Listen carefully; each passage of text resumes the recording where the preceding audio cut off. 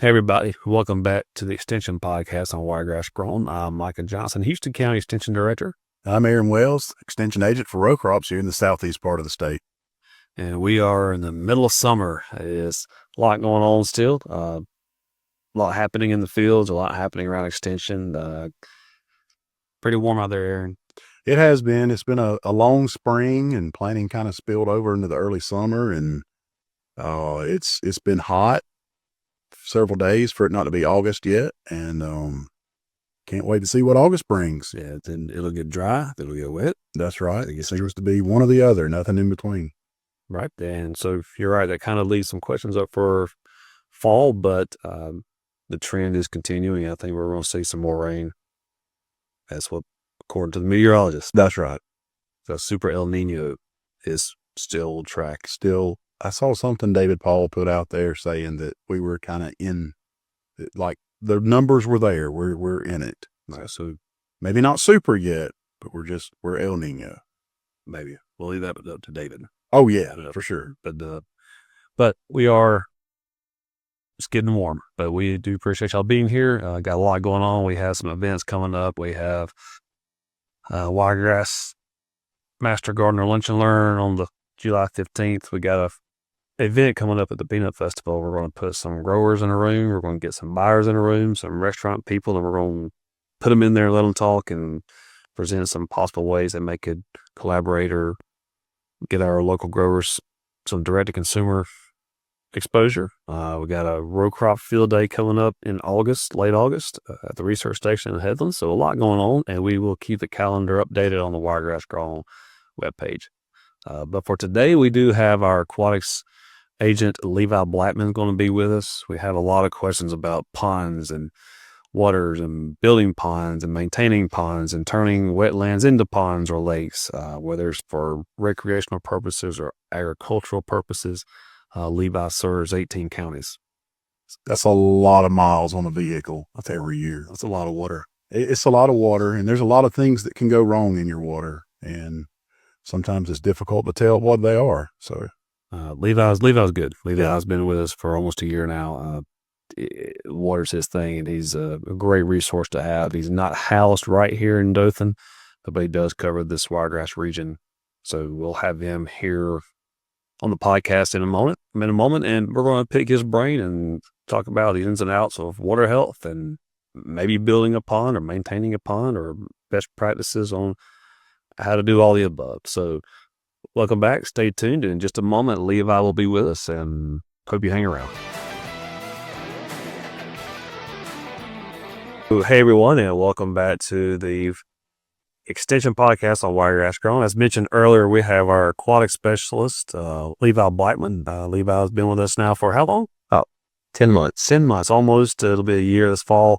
Went for a while without an aquatic specialist. If you know anything about Extension, we have people that specialize in certain areas. Levi's our water guy. When we were needing one, they're hard to find. You can't find aquatic specialists and aquatic agents. They're not just, you don't go pick one up. We looked for a while. Levi came on board 10 months ago. I won't steal your thunder, but we are glad to have you. Already have shown his worth and has answered a lot of questions throughout South Alabama, and it's a little different because he stretches the entire line to line on South Alabama, Mississippi line to the Georgia line and everything between. So Levi, tell us just a little bit kind of your responsibility, add on to what I've already said. Definitely. Yeah, I'm definitely glad to be here. Thank y'all for inviting me, Micah. And, as Micah mentioned there, I'm Aquatics Resource Agent, cover 18 counties here in South Alabama. And I deal with a lot of questions, and, there's no bad question, right? We have a lot of aquatic systems here in South Alabama. They're highly influenced by the soils we have, which are pretty uniform across the south end of the state. And so just a little bit about myself, my background, and I've been dealing with aquatic resources since 2012. And so I've been managing lakes and ponds and really even from a natural resource scale with a watershed scale, managing sedimentation projects across the panhandle of Florida before I come up in here into Alabama to work. And so, yeah, it's a great job. Definitely answer a lot of questions, whether it be water quality, fisheries for stocking ponds, dealing with construction of ponds, aquatic weeds that people have in their ponds. So we deal with a lot of questions. I usually tell people if it has water in it, I can pretty much take care of it. I mean, just to give you a crazy example, I had a phone call from Michigan up near Lake Orion, 500-acre lake watershed, and having some stream bank destabilization issues. And so somehow they got my number. You're that good. Yeah. So anyways, so trying to direct them through doing some large watershed projects. So I've dealt with large Huck 12, which is a hydrological unit classification, deals with the entire watershed within an area geographically. So deal with a lot of things related to soil and water as well. I thought you were going to say for a minute there, you were up there helping manage Lake Michigan and like, what are the other Great Lakes up there? It was Lake Erie, had a Superior, HOMES, and that crazy, and what, Michigan, Erie, and Superior. And this house, my 4th grade geography class teacher. Maybe she's watching, Greg. I'll send it. Yes, there you go. Reference 4th grade. 20 years later, something like 20s. So a little different than other agents. So most agents are in one region, one set. You do stretch from the Mississippi line to the Georgia line. 18 counties, a high demand, a lot of water in different variations across South Alabama.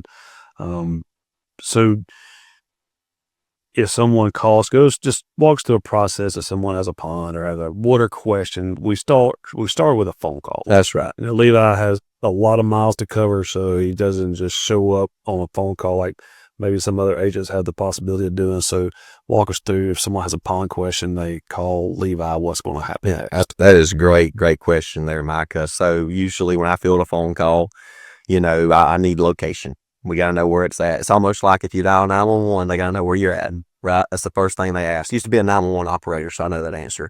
So anyways, we got to know where they're at. We got to know, I need contact information, email address, preferably phone number. And as you did mention, I do cover 18 counties currently, but also we've went down to 2 extension agents in the state now. So, I mean, I fielded calls up to Lake Gunnersville, Sumter County, Dallas County, but we have a great aquatics team though, is what I'm zeroing at. We have many professionals that work with us that are able to field some of those calls also. But yeah, I just need to know where they're at. I need to know how to, get back with them with some information. And ideally, if they're having, a lot of people have, what we see is what the problem is. All fields of, it don't matter if you're in a forestry setting, a row crop setting, you go out there, they see an issue, and that's where the problem comes. So if people can FaceTime me, take good pictures. I say good pictures because when we're looking at vegetation sometimes in ponds, I often, to identify some species, I need like a magnifying glass to look at the leaf and the margin on the leaf to know what it is. So good pictures work well. FaceTime works well. I'm able to do some long distance help with that.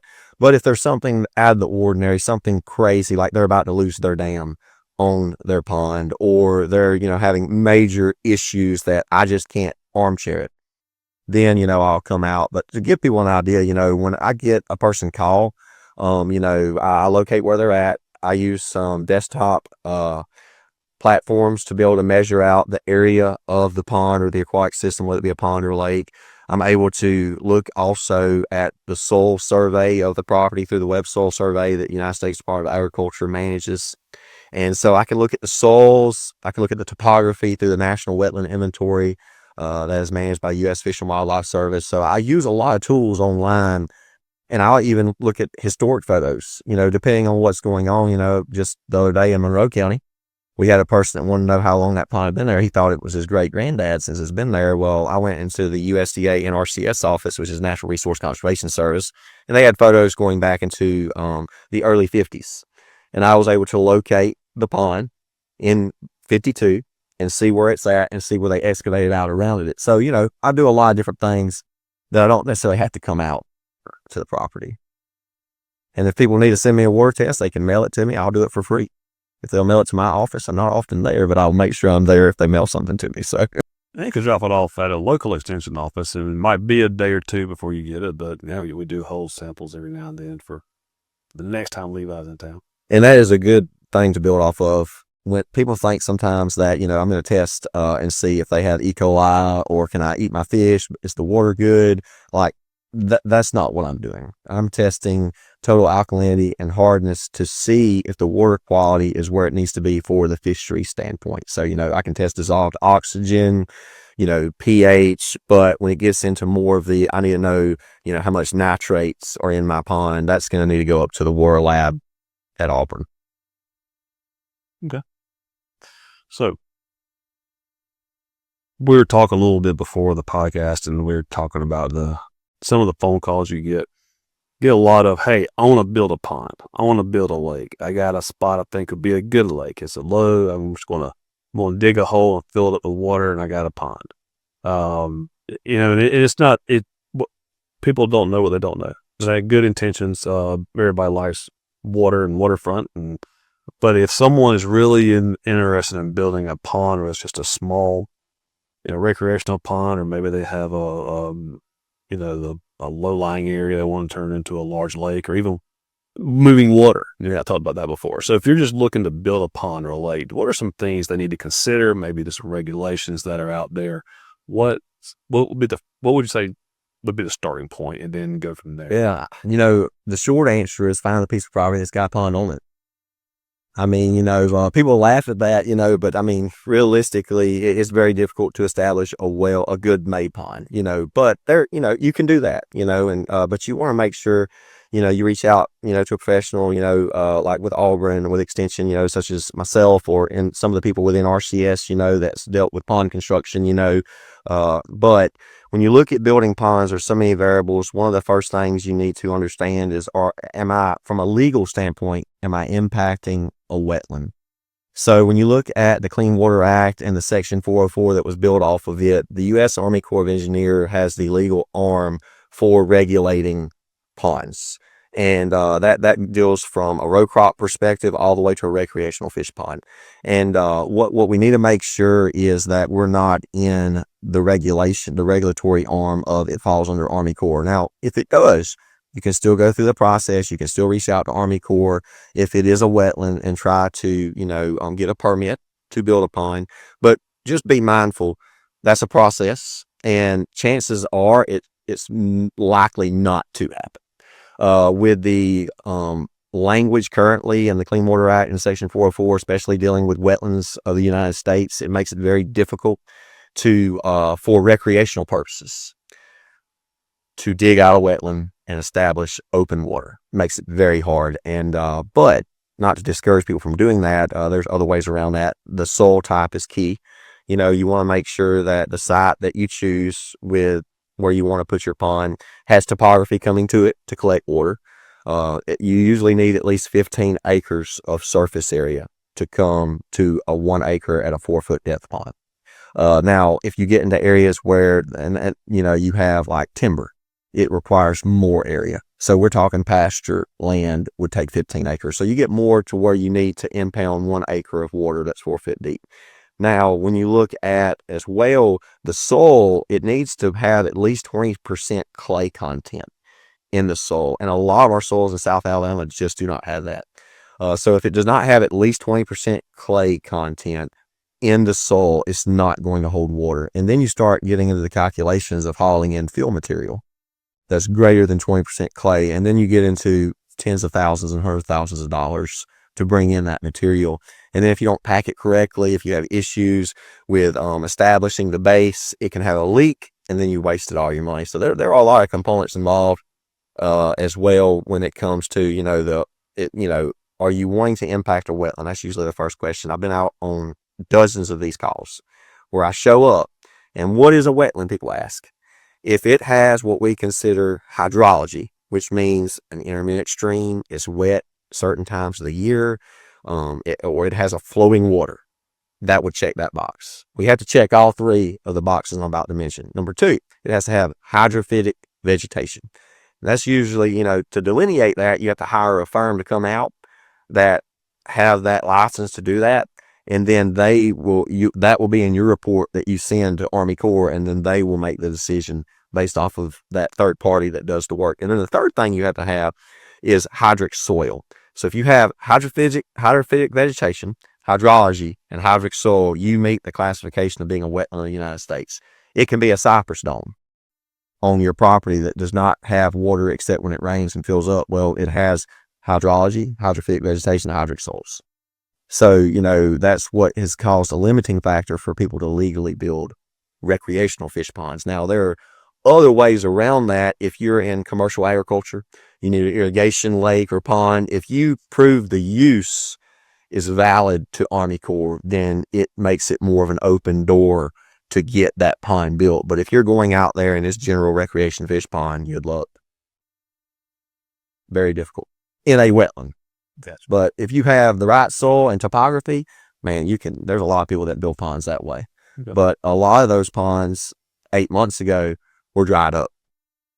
And that's how people figure out, you know, with the drought we just come out of, if they truly have, you know, groundwater, let me say spring water feeding that pond, because there's a difference. That's a good topic too. Spring water versus groundwater. So a lot of times people might see water coming from out of their ground, and I got a spring right here, and they don't. It could be a root system, there's water running through it, or it could be a high water table you mentioned in our conversation earlier today. So maybe touch on being mindful of spring water versus groundwater. That's correct. Yes. So a lot of these areas we have, they're low on topography, and the water table's high on normal years, but we just come out of a not normal year. So we had people that I'll say our generation that saw drought that they've never seen. I mean, when it's not raining up in Union Springs, Bullock County, where the Conecuh River starts, and you get down to Escambia County and you can walk across the Conecuh River, you have regional drought. As you can imagine, when you have the water table, you know, water table is saturated water in the soil. In most cases, that's what we're talking about, and that deals based off of rainfall. However, an aquifer, spring fed, there are pockets in our geology that do have springs where when you put your hand in there, it's 67 to 70 degrees. That's a spring. That's when you know, hey, I got water that's continually coming, right? Or if you have a perennial stream in all years, even in drought years, it flows. That's coming from the aquifer. So, you know, it's not the saturation of the soil that we know as the water table. It's interesting. A lot going on. Yeah. Aaron, your wheels are turning over there. It's a lot to take in. A lot of different uses too. So, all right, let's move forward with you've either built a pond, built a lake, you bought, or as you recommend, just buying property that has a lake. Would be ideal. You have a pond, maintenance of a pond, maintenance of a lake. You just maybe hit on some things you're seeing this summer, or just topic or general questions you get, or some normal questions. And in pond management, water management, it's probably like anything else. There's no bad questions. If you don't know, you just don't know, and you'd rather just figure out an answer and not mess something up. So Definitely, you get calls all, and you've been getting calls a lot this summer. And what are some just common questions or common maintenance issues with ponds, or what are some just tips on maintaining a pond? Yeah, that's a great question. And where we start, I tell people it's like cutting grass. When you get past Easter, things start growing. Pond is the same way. You got to manage the pond, you know, and one of the greatest struggles we find are absentee landowners. You know, they have this lake or pond and they come once or twice a year. You can't effectively manage that pond. That makes it very difficult unless you got family that lives nearby that can, you know, fish out, harvest the fish and keep an eye on the water quality and things like that. But I would say that when you look at general pond management, it is, of course, through the year. But knowing what your water quality is, what type of water do you have, right? What a lot of people do not understand and what they have a problem with, like you said, is what they don't know. Well, a lot of it comes down to the water chemistry, which is more my specialty and background is dealing with soil water science. So up front, I'm not a fisheries guy. I'm a soil water science guy. And that water chemistry, if you have the habitat, I was taught back in my undergrad program at University of Florida, if you have the habitat, then you have the potential for having good growth with the species, right? So I look at the habitat perspective, right? And it's important to keep an eye on your pond, right? I tell people, it's good to test the water in the winter because what we have are low alkaline systems. 95% of ponds in South Alabama are impacted by the soils and the surrounding land use, right? So if you live in an area such like here in Houston County, you notice that in most, before you get to spring, you see where they're liming the fields before they plant peanuts. Well, they're doing that for a purpose, right? They're helping with the pH in the soil. And so it's a lot of that influences our ponds. A lot of the ponds are controlled by rainwater. A lot of the impoundments are not groundwater fed, they're rainwater fed. As you can imagine, they sit there for a long period of time. So a lot of the ponds have a low total alkalinity, and not to be confused with pH. Total alkalinity is the buffering capacity of pH. So what people don't understand is that their water in their pond, in most situations in South Alabama, from night to day, their pH is changing from 5.5 to 8.5 in a 24-hour period. So the reason why is because photosynthesis is occurring during the daytime. So you have cellular respiration. You have the help with the carbon dioxide that's being released, right? So the carbon is what needs to be controlled in the water. So by adding the lime, the calcium, it helps with the buffering capacity of pH to where it's not swinging from 5.5 to 8.5. What that does is that stresses the fish, and that makes it to where they can't reproduce and have a higher carrying capacity in that pond. This is what I share with people. Here in South Alabama, if you deal with cattle, a cow to 1.5 acres is the carrying capacity in South Alabama and Northwest Florida. You get out into Texas, and in certain areas of Texas, it's 1 cow per 50 acres or 1 cow per 100 acres. Most ponds in South Alabama, naturally, kind of how it was created, are like that example of Texas. The carrying capacity is less. They don't have the nutrients available because phosphorus is what the water needs to create a bloom, which is the primary nutrient for fish, is a planktonic algae bloom. So water quality is key. Test in the winter because you can do something in the winter. It is when the water temperature is below 60 degrees is when you need to start putting calcium lime, and we recommend dolomitic lime or calcitic lime. That those are obtained from local co-ops. It's agricultural lime. And that's what we recommend to put in ponds to help bring up the total alkalinity, which in turn will make the pond receptive to fish feed and fertilizer, which can bring the carrying capacity from 100 pounds per acre to 400 pounds per acre. Big difference. It's just a true total system approach. That's right. Not just, hey, I'm going to go get my fish population correct. You've got to look at the whole system. That's right. Whether it's the plant life and the water quality. Exactly. And so that's pretty interesting. It's not a one size fits all. No, it's not. No, it's a 30,000 foot view. That's what I tell people. I look at the 30,000 foot and I work my way all the way down to the water chemistry to help determine what they need to get their pond in balance. And what's unfortunate is, I'm not a patient person. I would say most people are not. And for some ponds, it might take a year to 2 years to get it where it needs to be, but you get these folks that are impatient and they start throwing everything in there in the kitchen sink. And the next thing you know, they have a fish killed.